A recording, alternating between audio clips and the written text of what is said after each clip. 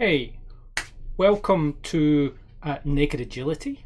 I'm going to be doing my episode 5 Leading Agile Change webcast. Any questions you have, please send them on to me. I don't promise I'll answer them during this session because I'm going to be busy focusing on this. But I have a Q&A session on Tuesday where I will answer any of those questions that I can. I want to do a little call out to my professional Agile leadership class that is running on Monday. This is a live virtual classroom. We currently have 6 people, and we're going to be talking about the movement for management from that traditional management style over to leadership and what that means. Today, I'm going to talk about a few things in this leadership presentation. So I want to talk about what the problem is and where it comes from. I want to talk about the who, the what, and the how, and how we can organize some of those things and let's get started. Naked Agility is available for DevOps and Agile training and consulting. Contact us for a free consultation. Okay, so the first thing to talk about a little bit is what the problem is. And really it's around that idea that things have changed, and not just because of the current situation with COVID-19. This is something that has been happening over the last 15 years. The world has been changing very quickly. And companies have been really struggling to keep up with that flow. Some of that flow has come from that idea of the expectation from users, if you're in the commercial world, of delivering value to them a little bit more quickly. And some of that has come from those users then being in organizations and expecting more from their employer.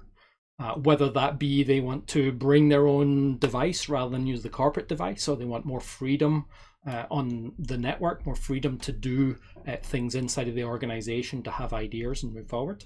That's really what that difference is. Companies today need to be able to take advantage of things that change in the market, market opportunities or difficulties like the current situation, in months or weeks instead of years. And I think that's something that you're seeing a lot of companies struggling with now. That move to home working, where maybe before they were not going to do any sort of home working, and then struggling to really get that in working. Times have changed effectively, and they've changed very much in the last few weeks. So I'm going to talk more than from the COVID perspective. This is a presentation that I did at Agile in Africa in 2017 for my good friend Nana, and I thought it would be a useful presentation in these dire circumstances that we're in. So I'm going to be focusing on product. And I'd like you to think about this. Let's say we've got two groups that are building a product. One, Group A. Group A has a business plan. They're well established in the market. They're well funded, and they hire the best people. Okay, that's one group. The second, Group B, people are going to be working for free. We're not going to pay the people that are doing the work. They're going to do it in their spare time, out of the goodness of their heart, just because they want to. So which of these do you think would be more likely to be successful? If you're in the traditional mindset, you're going to be gravitating very hard A. But A was in fact a large product called Encarta, Microsoft Encarta, which some of you may remember. And Group B was Wikipedia. And the thing that I find kind of funny is the Wikipedia entry for Microsoft Encarta. Microsoft Encarta was a digital multimedia encyclopedia. They just couldn't keep up with the change. They deployed their application on a physical disk that was sent out to you, or many physical disks, as it were, and it was just impossible to keep up with the change in the world. And Wikipedia won because they had the most up-to-date data, but people gave up their time for free. I'm wondering if you can think of any other companies that have really struggled and maybe completely gone out of business. I was thinking maybe of Blockbuster. That's a very common one. It was funny, the Blockbuster was represented in the what was the movie, the Captain Marvel movie. You saw she landed in a Blockbuster at the start, and it's just, it doesn't exist anymore. I think I seem to remember an article where the Blockbuster CEO said he didn't believe that anybody would want to stream movies, and that was a couple of years before Netflix came on the scene. There was also Kodak. For those that don't know, Kodak is still around. They aren't doing really photography and stuff anymore. They're doing blockchain, because if you can't figure out what to do and you got to reinvent your business, blockchain, apparently. But Kodak invented the digital camera more than 50 years ago. They decided that they would bury that technology in order to protect their film business, which was the most profitable part of the business. So they buried a new innovation. But the problem is, once something's discovered, it doesn't go away. Somebody else is going to discover it again. They're going to go down the same routes and maybe come up with a better product. If you don't get to market with the ideas that you've got, even if they're going to disrupt your existing business, then you're going to run into problems down the line. So really, we have this challenge. We have a number of challenges that I'm going to talk about in the what, the who, and the how. But we have somebody with an idea who creates an idea. I've got something I want to go build, problem I want to go solve, and we go off and we create a product and we release it to customers, and then they either like it or they hate it. A good example of customers not liking the thing that was delivered was Windows 8. Windows 8 was released, and there was a massive expectations gap between the product and what people perceived that they wanted. So Microsoft had to roll back a lot of the changes that they made in Windows 8 in the UI in order to appease some very unhappy customers and to get higher levels of adoption. That's unfortunate. It was a good product. It just had a mismatch between what people wanted and what they got. So they got a lot of negative feedback from customers, but you might also get positive feedback. So we have a number of variables that we want to look at in the what, who, and the how. And the first one I want to look at is the challenges in the what space. The idea that we have to decide what we're going to build in detail up front is definitely an old Tayloristic practice. You should go read watch my video on how to detect agile bullshit and the tyranny of Taylorism. But in the what challenges, 65% of functionality that you build will not be used by your customers. This data is based on a report from the Standish Group in Boston. They collect data on 70,000 projects around the world. and the averages are 65%. You might be better than that. You might be a lot worse than that. But that lack of focus on the strategy of the product is what's causing that, rather than building things that are strategically going to achieve pieces of value for your customers. A lot of organizations are just building a bunch of stuff without really understanding that relationship between that, because we're used to those long, detailed, elaborate product backlogs where I go into organizations all the time, and I say, can you show me your product backlog? And they pop open the product backlog, and there's 5,000 things in the product backlog. There's no way that a product owner, that somebody studying strategy and direction, can even remotely understand what's in there, which means they then have to have an army of minions to spelunk all of that data and figure out what might be important.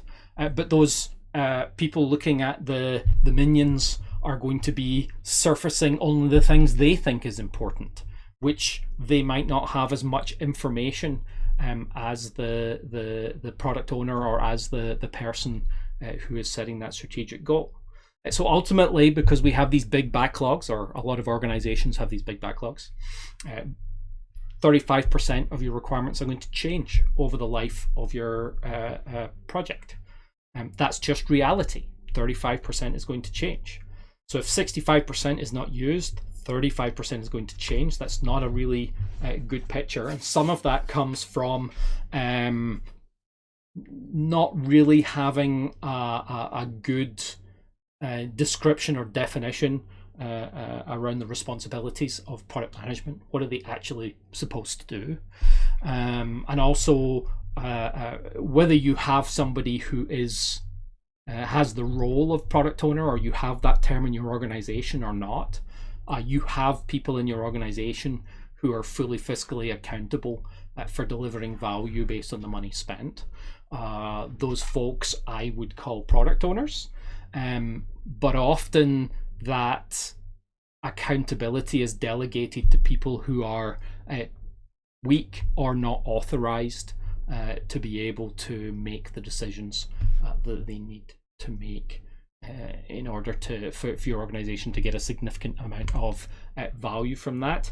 And ultimately, we have this focus on project rather than product. I'm not saying that you can't have a project. You absolutely can. But the overall strategic focus should be on delivering value in a product. Projects are time limited. That's the very definition of project. And if you are, as an individual, are accountable for delivering something in a time limited fashion, you're interested in getting that thing done.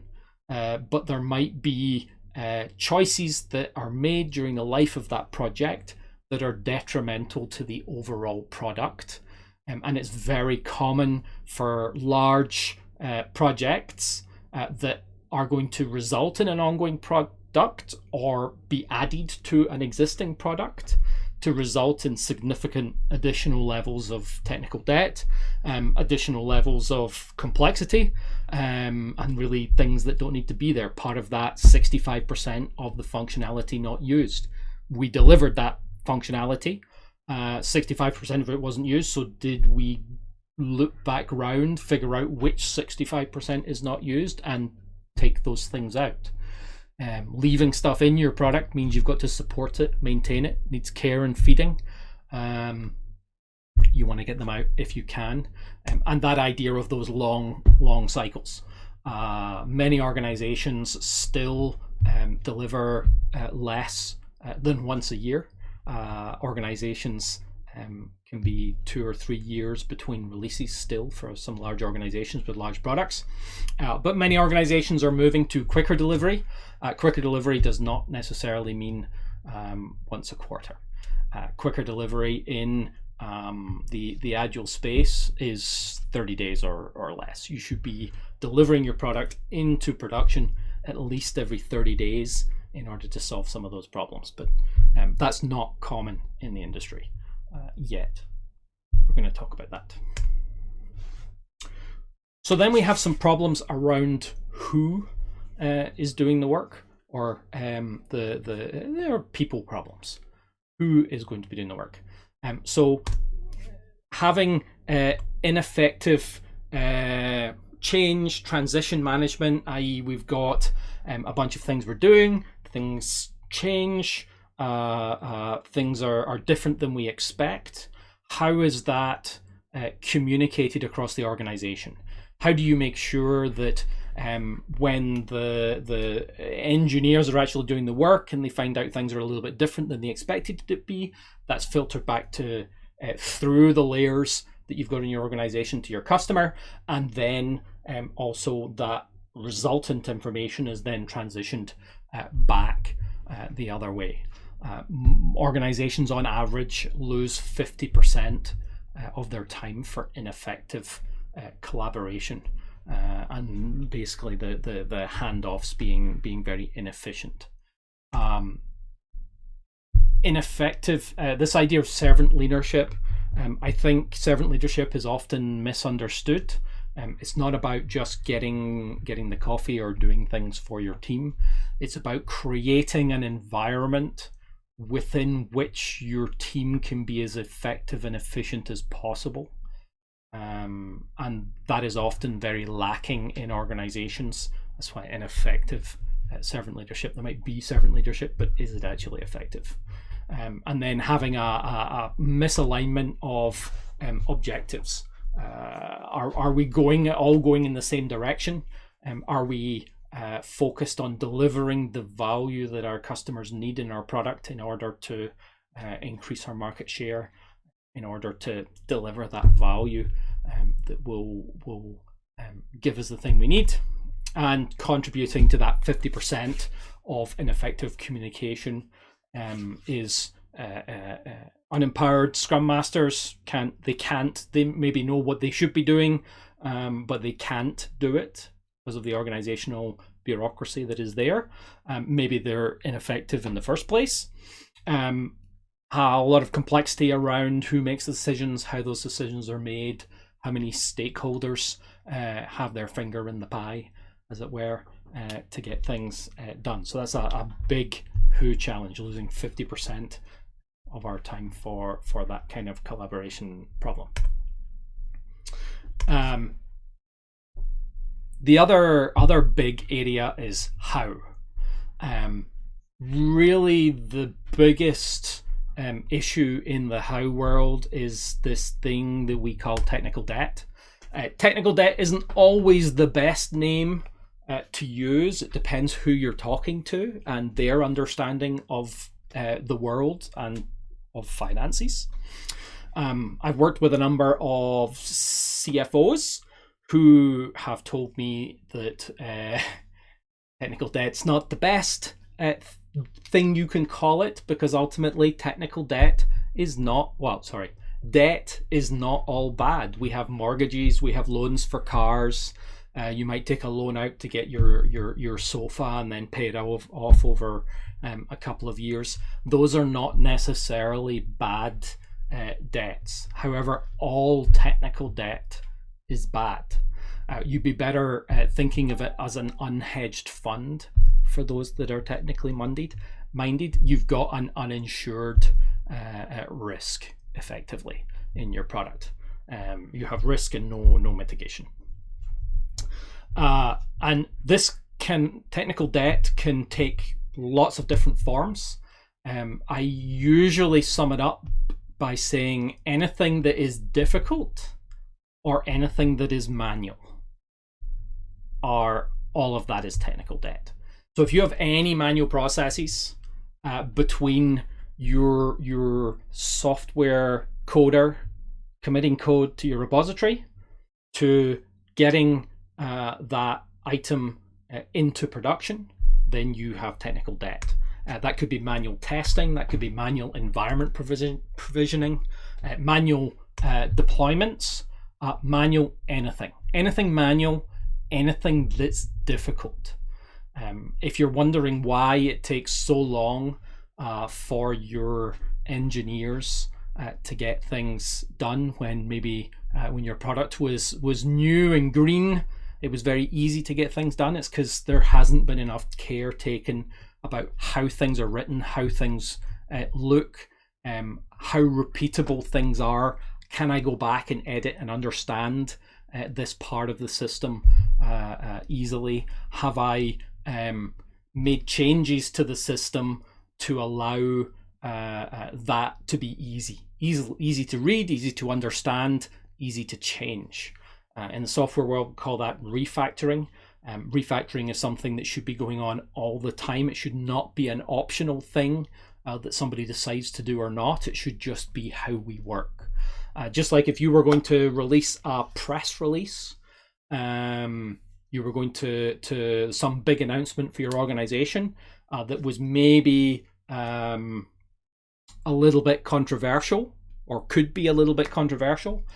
Are you just going to write those things down? Are you going to write that press release and ship it out? Are you just going to email it to everybody? I would hope not. You're probably going to reread that thing, make some changes to make it make more sense. You're maybe going to loop in one of your colleagues and say, is this on message? Is this the thing I'm trying to get across? Could this be misunderstood? And then you're going to go through some more iterations, and then maybe you'll loop in somebody else in your organization, loop in somebody from marketing, loop in somebody from engineering, loop in somebody from contracts, from legal, from sale, all of those departments. Make sure it looks like it says exactly what we want as an organization to present, and then we'll release the press release. So there was a lot of refactoring there, going back over the things that we had done to make them better, make them easier to read, easier to understand. Same applies to everything we do. So we talked about a lot of problems. This results in a lot of loss. So what does that look like if you crunch the numbers a little bit? So I last did this presentation in Ghana in Africa, and I have Ghanaian cedis as my currency there, but you can think of any, you can put any currency in that space and the numbers made the same. So if I have 500 cedis, pounds, dollars, whatever it is, and I'm going to invest that in my product, I'm going to get my engineers to build something. What does that look like? Well, if I lose 35% for building the right features, so I 65% of my features are used little, if ever, by my customers, then 35% are the right features. So we've spent 175 cedis, pounds, dollars on delivering actual value. If we lose 50% for effective communication and collaboration, what does that look like? Well, 50% of our 175 that we had left is 87.5. So we get 87.5 pounds, cedis, or dollars. And then we spend 30% of our time on average building new features versus struggling with technical debt. So that's the complexities of the thing that we've written, the difficulty in understanding the thing that we've written, or the manual error-prone processes that we've got, result in we are only able to spend about 30% of our time adding value to our product. 70% of our time goes to struggling with complexity. So we're left with 26.25, but 26.25 out of our 500. So what does that look like on $50,000? That looks like $2,625. I'm not sure that's a valid return on investment in anybody's eyes. Hopefully in your business it's not. This is why the business is concerned about the amount of value that they get for their investment. in the software world, and why the software world is often considered a cost center rather than a profit center, which it should be. And we need to address some of these things. We need to change these numbers in our favor, and that can be super difficult. So I've got some suggestions that are pretty, hopefully they make sense for you. The first suggestion is around, or suggestions are around the what, the value that we delivered. The first one is to try and focus a little bit on product rather than project. So while you can have a bunch of projects going on inside a product, make sure that decisions are made based on the outcomes and changes in behavior you want your customers to have, rather than on delivering on a set of items. Delivering on a set of items does not necessarily provide value to your customer. Focus on the value, and hopefully you can make some shift those percentages so we spend more time delivering the things that we really need and less time working on things that that our customers aren't going to actually use. Have a product owner, have somebody with full fiscal accountability for delivering value in your product. They should be accountable for maximizing value. They should be solely responsible for the backlog, so don't second guess them. You might not like some of the decisions that they make.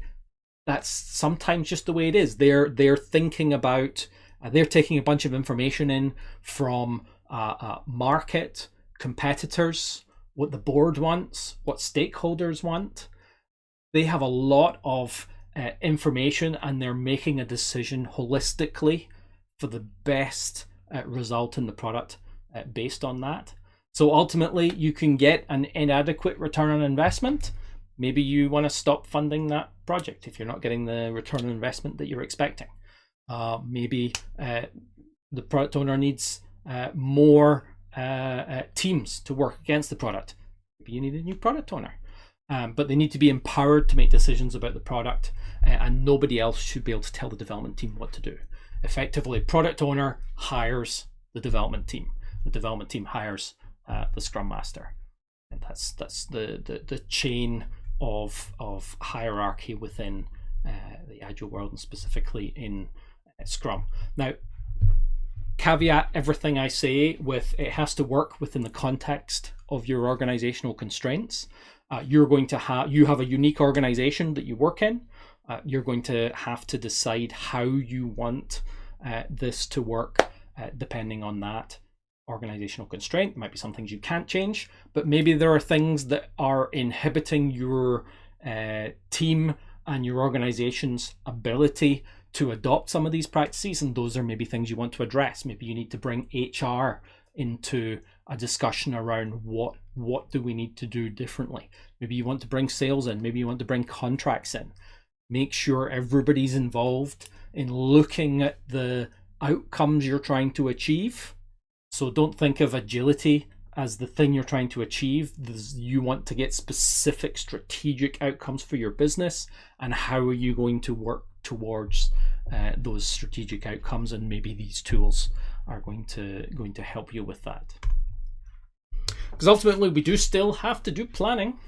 It's important for the business to understand where we are, where we're going, how long we think we're going to take to get there, and that needs to be okay. Those are answers that we need to be able to provide for the business.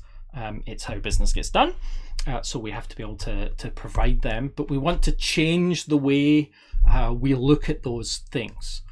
This is from a complementary practice from the way Microsoft is currently doing their long-term vision and planning.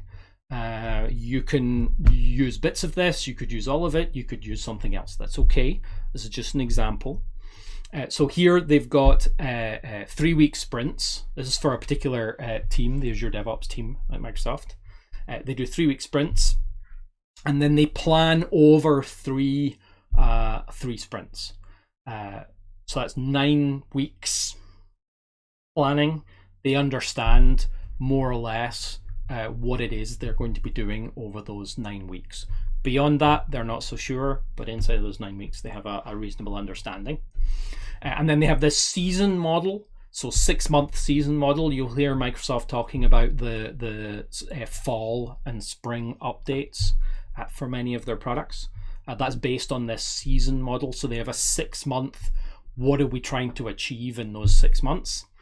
And then they have a 12 to 18 month strategy. Here are the high level objectives that we're trying to get to.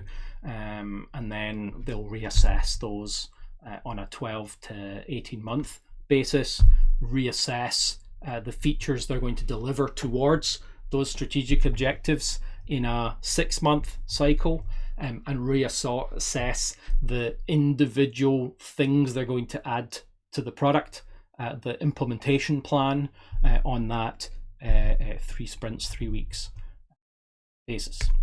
So ultimately, in their world, the team is responsible for the detail. So the Scrum team, which includes the product owner for that team, are responsible for the sprint, the plan, and a good way into the season. What are we actually going to do? What are we going to implement in the product? What are the things we're going to go build? But leadership is responsible for setting strategic direction to make sure that we're all going in the same direction. They need to set that and decide what are we investing in? Where are we spending our money holistically? Ultimately, we need to shorten as much of our feedback loops as possible. The quicker we know we're building the wrong thing, the quicker we can stop building the wrong thing and build the right thing. The quicker we can find out that something that we are going to build is right or wrong or needs to go in a different direction, the better. So we want to be able to get into that loop of delivering as quickly as possible. And this particular group, this team, delivers to production every 3 weeks. So every single sprint goes to production, so they're able to get the output of the work they just did in the current 3 weeks in front of the customer during those 3 weeks. They actually do continuous delivery, and then get feedback from them right away as soon as users are able to use that. So we want to shorten those feedback loops by shortening the time to market. In order to really understand how those things are happening, you want to be able to get an understanding of what's going on in these 4 areas. The specific metrics that you measure are going to be up to you, but you want to make sure that you're looking at what's your organizational capability and how do we improve that. So the first part is time to market, obviously how quickly we're getting our product out to our users. We might have a bunch of metrics that we're going to monitor. Those metrics are going to change over time as we get better. Some metrics become less meaningful. If we're in continuous delivery, how quickly we deliver to customers maybe becomes such a small number that it doesn't matter anymore. We also want to look at our ability to innovate. In our ability to innovate, we're looking at our struggling with complexity versus new features in production. Our ability to add stuff to our product versus struggling with complexity. So that's our organizational capability. And then we also want to look at the market. We want to look at the current value that we're delivering. How do we know that the things that we're creating are providing value to our customers? How do we assess that value and work to increase that value? That's one thing. But then you've also got unrealized value. That's effectively opportunities you either weren't able to go after or didn't know about. Didn't know about ones are a little bit difficult to measure, but the unrealized value is important to balance out that picture of what's happening in the future. So increasing Value in the what space is all about product, not project, although projects may be going on.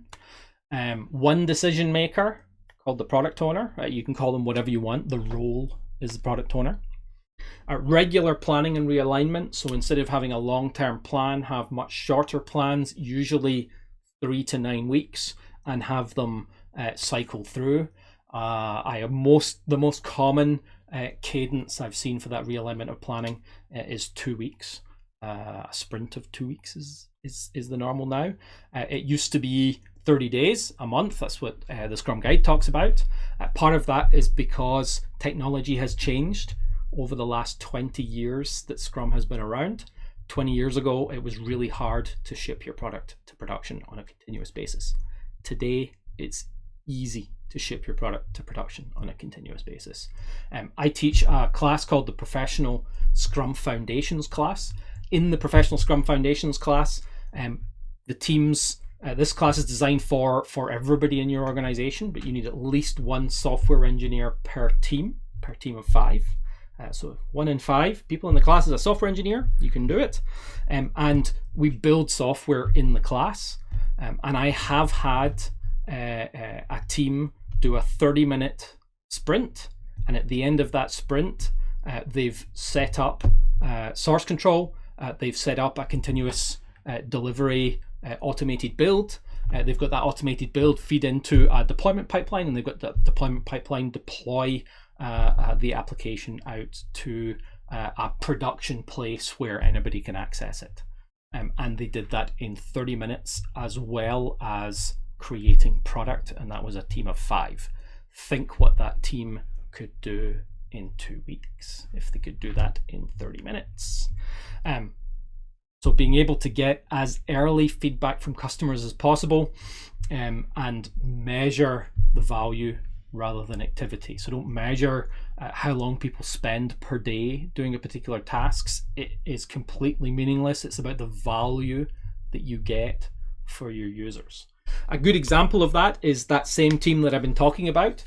This is features delivered per year with the Azure DevOps team, which was the TFS team at Microsoft. And in 2012, they were delivering 22 features to production each year. They spent a lot of time reorganizing themselves, paying back technical debt, moving to a 3-week cadence where they deliver to production every 3 weeks. And over the next, what's that in the graph? 6 years, they're still going in that model. But from 2012 to 2017, they ended up moving from 22 features to production each year to 260 plus features to production each year. Most of that paying back technical debt, increase collaboration, so we remove that 50%, and spend time working on the right features rather than the wrong features. You can get these optimizations as well if you're willing to change your organization, change the way you do things in order to get there. So what about the culture in the organization? We need to change a lot of other things to make it work. And really it's that flipping it on its head that you hear about a lot. Rather than customers being at the bottom and the CEO being at the top, you customers are round the outside, and you have delivery teams delivering value to those customers on a continuous basis, and with CEO and line of business leaders setting strategic direction at that level. That's the modern digital organization, is based around that idea of we have cross-functional delivery teams across our organization continuously delivering value to our users, and we're getting feedback and adapting that idea. One thing to note is that culture eats your strategy for breakfast. Whatever that strategy is, it is your people that will both make it happen and get in the way of making it happen. So we have to bring them along We have to make sure that we cater for the needs of people. They are not resources. That's traditional Tayloristic thinking, where most modern management practices were designed around managing factory workers, Industrial Revolution. And factory workers is a whole different ballgame from knowledge workers. So there's a really good book by a gentleman called Dan Pink called Drive, and it's about moving away from the carrot and the stick towards something a little bit more modern. So carrot and the stick really only talks about extrinsic motivations from the outside. So if you as an individual do not have enough money to feed your family, you're struggling to feed your family, put a roof over your head, the only thing that matters to you is solving those problems, and that's going to be more money. However, once, and I hope all of your knowledge workers are in this category, once you're not struggling to put food on the table, motivation changes to intrinsic motivations, and those intrinsic motivations are autonomy, mastery, and purpose.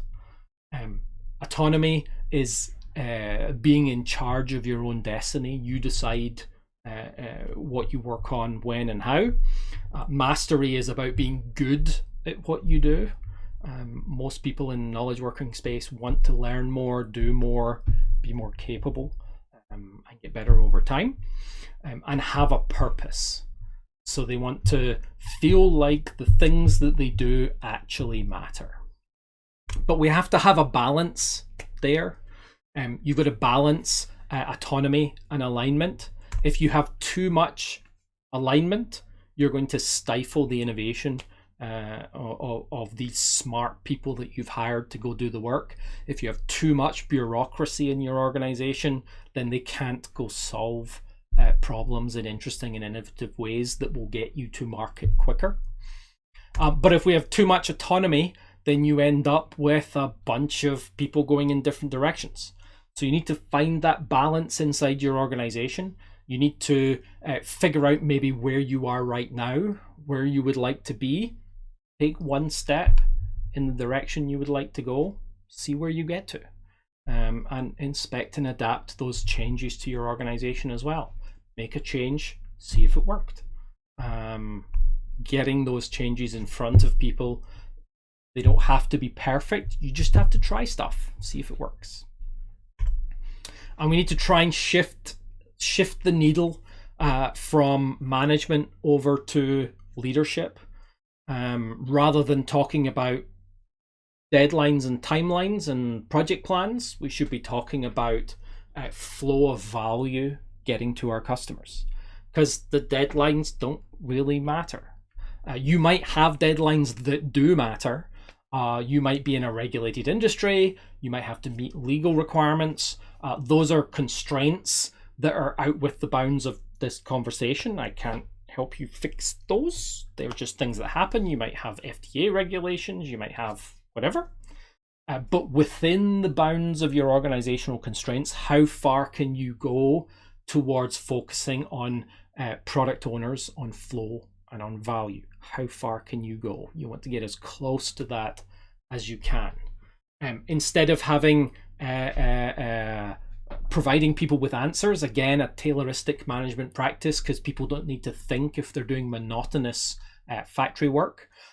We want to enable our self-organization with our Scrum teams so they get that autonomy. They feel like they're in charge of their own destiny. So these are some changes that we want to move away from towards those from management towards leadership. And in order to do that, it's important to establish strong Scrum Mastery inside your organization. I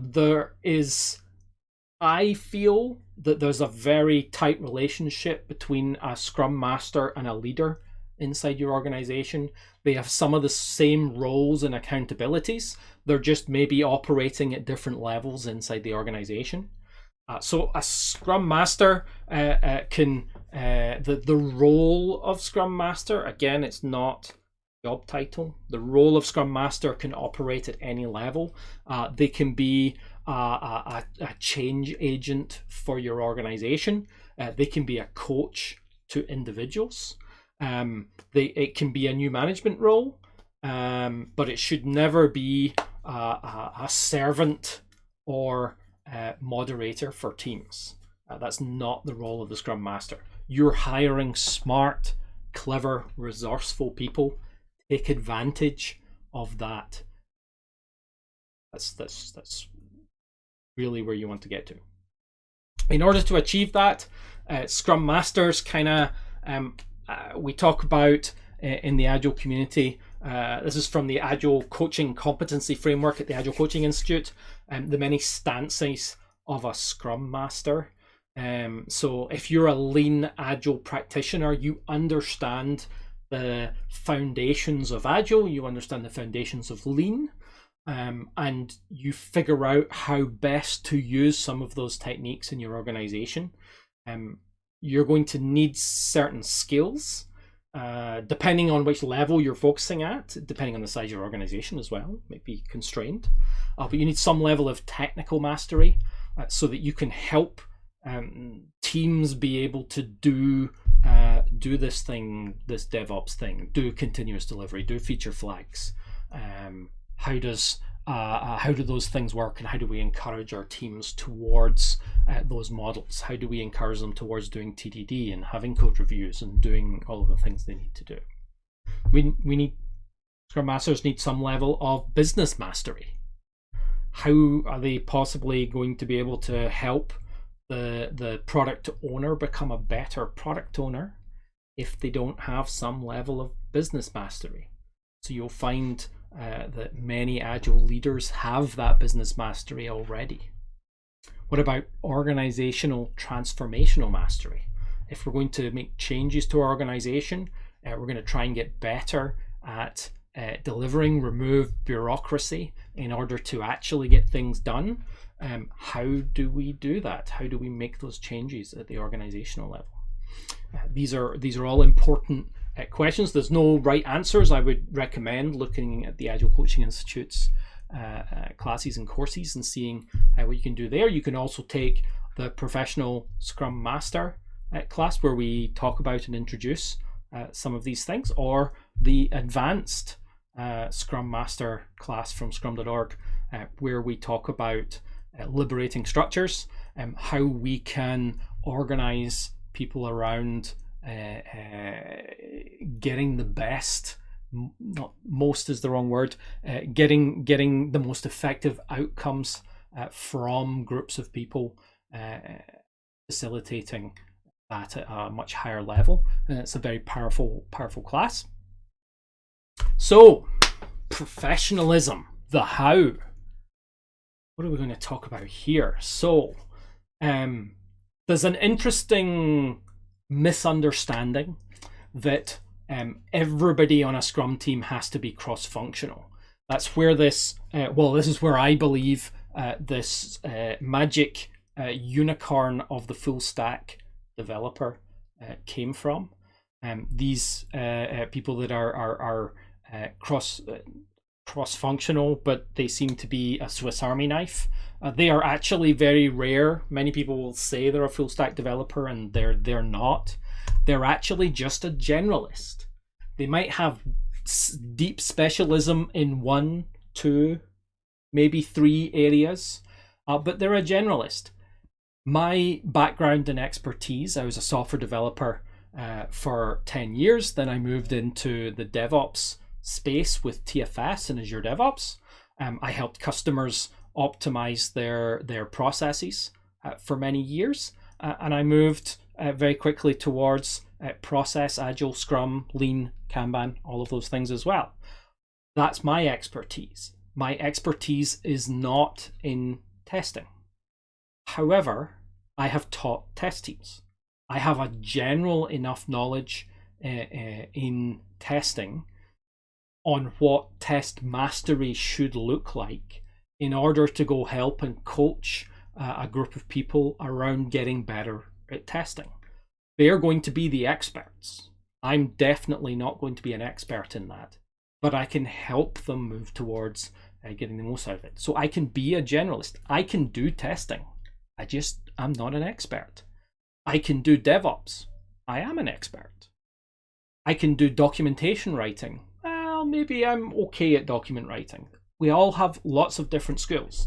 If you look at a Harvard Business Review article from 1986 called The New Product Development Game, it talks about all of the research that was done to figure out that a team of generalists will almost always outperform individual specialists, because that dumb idea that somebody smart comes up with gets debunked by somebody else.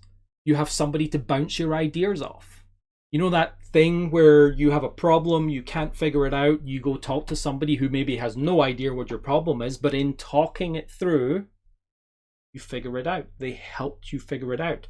If you have a bunch of smart people together, you can surf ideas, you can figure out the nuances of those things, bring those different backgrounds together. Microsoft, I think, has done a white paper on how much diversity is important, and the outcome that I understand is that the more diverse a team, the better. And that was race, religion, culture, background, everything, technology. The more diverse the people in a team, the more or the better the outcomes that the team has. So in that vein, the old way was that, and again, this is a Tayloristic practice from factory workers. We're going to have a management team, we're going to have a development team, and we're going to have a test team, and we're going to make sure that they don't talk to each other, and that they just send bugs back and forth or instructions. That really doesn't work. So the Azure DevOps team at Microsoft moved very quickly at the start. They made a lot of mistakes in this process, don't get me wrong, but they got a lot of learnings as well, because by making mistakes we learn things. And they moved to a single engineering. In fact, they also pulled in other roles as well, like service delivery, UX, UE, all of those things coming into one place. And then they created teams around service delivery teams around people from engineering paired with somebody from program management, so that you get that holistic strategic direction plus smart ideas for doing and delivering on the work. So bring them together. But you still, when you move away from that idea of having core, I'm just looking at test, and you move towards having a cross-functional team, you maybe start to lose some of that expertise that testers can share with each other when they're sitting together in the same department. Now they're on lots of different teams. So the way we tend to handle that is with communities of practice. It's kind of like a user group. If you go into Meetup, you'll find a bunch of user groups. You can go to the knitting user group. How do you make sure that you share knowledge inside your organization? Run internal user groups on whatever topics make sense. I would expect communities of practice around architecture, in order to make sure that the teams are understand why architecture is important, rather than telling them how to do their architecture. Educate them on what good architecture looks like. Same for security, same for test, same for coding, same for any of the practices that need to happen inside and around the team, so they can share that knowledge. So for this particular team at Microsoft, you might be asking, well, what changed? Were just the things that I talked about things that changed, or did more things change? Well, really everything changed for this team. They moved from delivering software They were actually on a 2-year cadence with a service pack halfway for many years, and that built up a lot of technical debt because you generally didn't go back and change the same thing over and over again on an iterative basis as you learned more from the customer. It was more fire and forget. Lots of bugs. I think at one point they had tens of thousands of reported bugs in the system, and it got too much. They were struggling under the same complexities that everybody else struggles under. Even though their main business seems like it's building software, Microsoft's main business is not building software. They do what everybody else does. They build software to support their main business. Productivity tools, whatever that is. So in order to move forward, you need to create professional teams. They need to be empowered delivery teams that are able to take ideas that people have and turn them into increments of usable software, things that people can actually use, shorten those feedback loops, reduce the technical debt, maintain communities of practice, and measure the outcomes. Don't just assume that the features you build are going to be useful to your customers. Make sure they're going to be useful to your customers. So if I was to have some takeaways, have product owners with clear ownership that maximize value to your customers. Create professional teams that embody technical excellence. I can't stress technical excellence more. It's really important. And have strong Scrum Masters that are empowered to be organizational change agents, that are not going to accept the status quo, that are always going to be pushing on those things that maybe we can't change right now, but we should be changing in the future.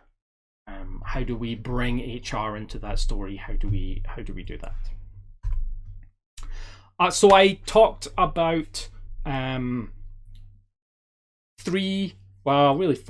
areas. I described the problem that we have, where we're losing a lot of time, where we're losing a lot of resource, where we're hemorrhaging money all over the place in engineering and software development at the moment. We talked about where those problems are coming from, the who, the what, and the how. And in each of those areas, we talked about some of the things you can do to try and reduce the level of waste in those areas and improve the situation. Even small improvements, even if you made a 1% improvement, think of the budget in your organization and what does 1% mean to your business. Even 1% can be important. So don't think about, oh, I need to change everything. Think about what's the first thing that you need to do to try and improve things. Do that, see how you get on. Okay? So let me see if there are any questions. Okay, there wasn't. I don't see any questions. That doesn't mean there wasn't any questions. I know that there was some questions to my Q&A last time that didn't pop into my thing. But please feel free to contact me if you need anything. I'm available on my website, nakedagility.com, nkdagility.com. There's my email, my phone number, and my Twitter. You can contact me anywhere you would like. Cool. So there we go. Is that the one I want? No, that's the one I want. So hopefully that was useful, and I hope to see some of you at the Q&A on Tuesdays. Okay? Thank you very much. Naked Agility is available for DevOps and Agile training and consulting. Contact us for a free consultation.